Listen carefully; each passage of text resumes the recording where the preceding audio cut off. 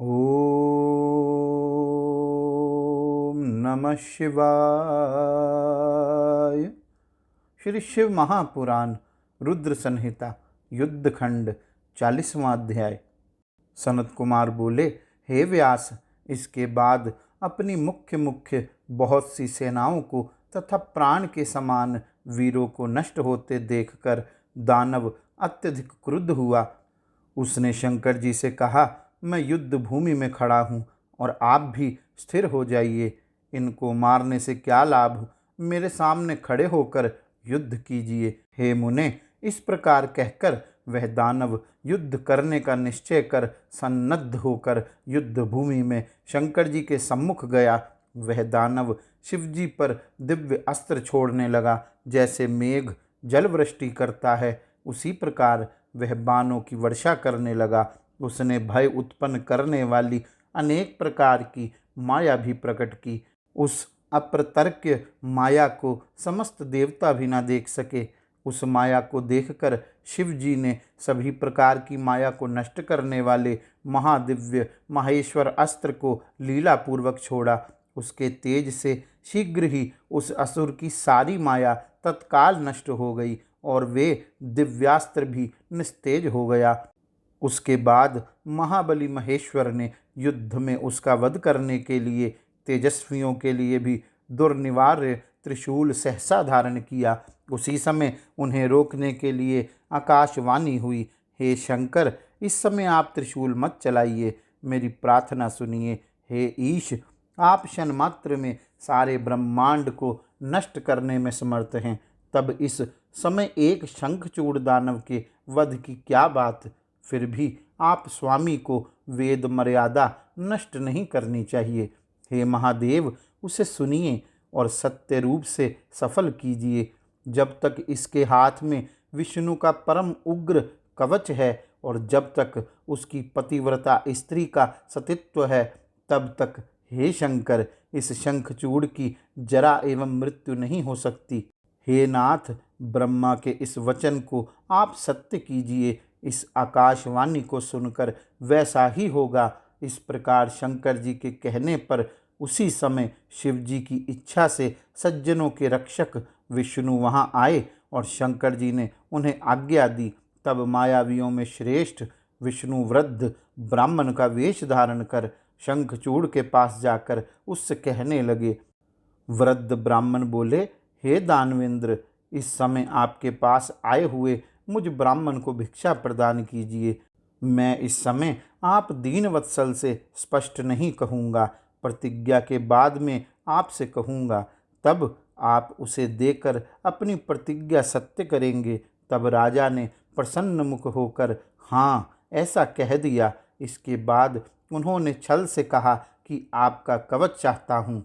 इसे सुनकर ब्राह्मण भक्त तथा सत्यभाषी दानवराज ने अपने प्राणों के समान दिव्य कवच ब्राह्मण को दे दिया। इस प्रकार विष्णु ने माया से उससे कवच ले लिया और शंखचूड़ का रूप धारण कर वे तुलसी के पास गए। वहां जाकर माया विशारद विष्णु ने देव कार्य की सिद्धि के निमित्त उसके साथ रमन किया। इसी बीच प्रभु विष्णु ने शिवजी को अपने वचन के पालन के निमित्त प्रेरित किया। तब शंखचूड़ का वध करने के लिए शंकर ने अपना प्रज्वलित शूल धारण किया। परमात्मा शिवजी का वह विजय नामक त्रिशूल सभी दिशाओं तथा भूमि को प्रकाशित करता हुआ करोड़ों मध्याह्नकालीन सूर्यों तथा प्रलयाग्नि की अग्निशिखा के समान दुर्धर्ष, दुर्निवार्य, व्यर्थ ना जाने वाला, शत्रुओं को नष्ट करने वाला, तेजों का समूह, अत्यंत उग्र, सभी शास्त्रों का नायक, सभी देवताओं तथा राक्षसों के लिए दुस्सह तथा महाभयंकर था। लीला पूर्वक सारे ब्रह्मांड को नष्ट करने के लिए तत्पर होकर जलता हुआ वह त्रिशूल एकत्र होकर वहां स्थित था। शिवजी का वह त्रिशूल 1000 धनुष लंबा, 100 हाथ चौड़ा था। जीव एवं ब्रह्म के स्वरूप, नित्य रूप तथा किसी के द्वारा भी निर्मित ना किए हुए उस त्रिशूल ने आकाश मंडल में चक्कर काटते हुए शीघ्र ही शिवजी की आज्ञा से शंखचूड़ के सिर पर गिरकर उसे क्षण मात्र में भस्म कर दिया। हे विप्र, इसके बाद वह त्रिशूल पुनः अपना कार्य समाप्त कर मन के वेग के समान वेग से आकाश मार्ग से शिवजी के पास चला आया।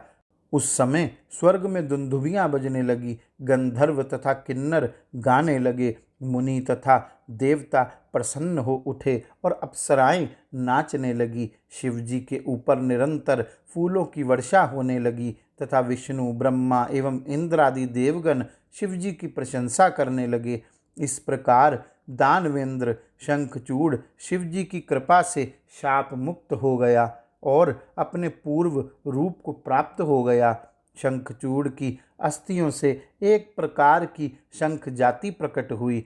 शंख का जल शंकर के अतिरिक्त अन्य सभी देवताओं के लिए प्रशस्त माना गया है। विशेषकर विष्णु एवं लक्ष्मी के लिए तथा उनके संबंधियों के लिए तो शंख का जल महाप्रिय है, किंतु हे महामुने, वह शंकर जी को प्रिय नहीं है। इस प्रकार शिवजी शंखचूड़ का वध कर अति प्रसन्न होकर वृषभ पर आरूढ़ हो उमा स्कंद एवं अपने गणों के साथ शिवलोक को चले गए। विष्णु बैकुंठ को चले गए, श्री कृष्ण भी स्वस्थ हो गए और देवता अपना अपना अधिकार पा गए तथा परम आनंद से युक्त हो गए। सारा संसार अत्यंत शांत हो गया, संपूर्ण जल विघ्न रहित हो गया, आकाश स्वच्छ हो गया तथा संपूर्ण पृथ्वी मंगलमयी हो गई। हे व्यास, इस प्रकार मैंने शिवजी का चरित्र कह दिया, जो आनंद प्रदान करने वाला है, सारे दुखों को दूर करने वाला, लक्ष्मी की वृद्धि करने वाला, सभी कामनाओं को पूर्ण करने वाला, धन्य, यश तथा आयु को बढ़ाने वाला, समस्त विघ्नों को नष्ट करने वाला, भुक्ति एवं मुक्ति को प्रदान करने वाला एवं समस्त कामनाओं का फल देने वाला है। जो बुद्धिमान मनुष्य शंकर के इस चरित्र को नित्य सुनता, सुनाता, पढ़ता अथवा पढ़ाता है, वह इस लोक में धन्य धान्य, सुत तथा सुख प्राप्त करता है और सभी कामनाओं को, विशेषकर शिव भक्ति को प्राप्त करता है, इसमें संदेह नहीं है। इस अतुलनीय सभी उपद्रवों का नाश करने वाले, परम ज्ञान उत्पन्न करने वाले तथा शिव के प्रति भक्ति की वृद्धि करने वाले, आख्यान को सुनने वाला, ब्राह्मण तेज से युक्त, क्षत्रिय विजयी, वैश्य धन से संपन्न एवं शूद्र श्रेष्ठता को प्राप्त करता है। इस प्रकार श्री शिव महापुराण के अंतर्गत द्वितीय रुद्र संहिता के पंचम युद्ध खंड में शंखचूड़ वध वर्णन नामक 40वां अध्याय पूर्ण हुआ। गौरी शंकर भगवान की जय। ओम नमः शिवाय।